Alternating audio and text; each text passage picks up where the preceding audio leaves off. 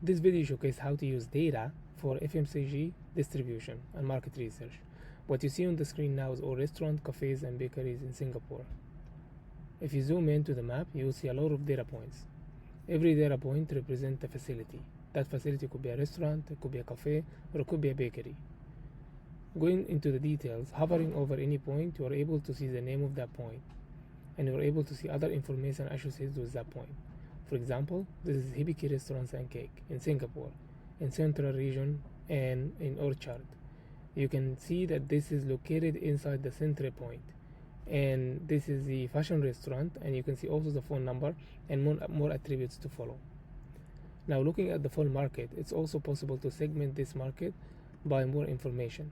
For example, I'm going to add a filter, and I would like to see restaurants in a specific province, for example. So I want to look at the Central Region only.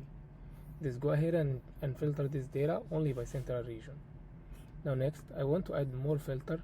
For example, I want to look at the restaurants that are rated quite high, meaning that I want to find the restaurants that have more reviews number compared to restaurants that don't have any reviews. What you see now is that we are able to segment restaurants that have, let's say, more than 100 reviews. Now what you see on the screen are restaurants that have more than 100 reviews, which gives some sort of idea that these places are more famous compared to other ones. So going back, if you click in any of these data points, you are able to see some trends. Here I can see that this place is quite busy when it comes to Monday, Tuesday, Wednesday, and Thursday. The peak is at Saturday. I'm also able to see that it doesn't work on breakfast. It works on lunch at max, and on the dinner it's quite low. Now going back to the data points, it's easy to see that we now have some information. You can start adding more filters by looking at the tags. For example, if I only want cafes, I'm interested in coffee shops or cafe, just click cafe, then I'm able to segment only the cafes that match these characteristics. Obviously, I can start removing filters, and I can start removing more filters to see more data points on the map. These are cafes. You can also add more data, such as, for example, restaurants or Italian restaurant, for example. Now we see more data points appear on the map. We also have a tabular view that is able to show you everything you need to know about that location. For example, I'm able to go ahead and segment the data points by province or by district.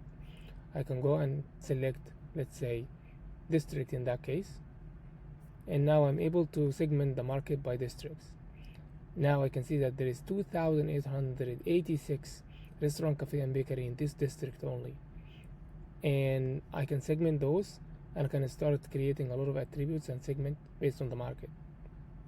Moreover, for every single district, I can see the data points underneath.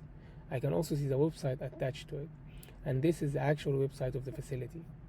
If you want to know what kind of let's say what kind of accounts are in the market, just segment them by the website, and you're able to see what kind of accounts are in that location.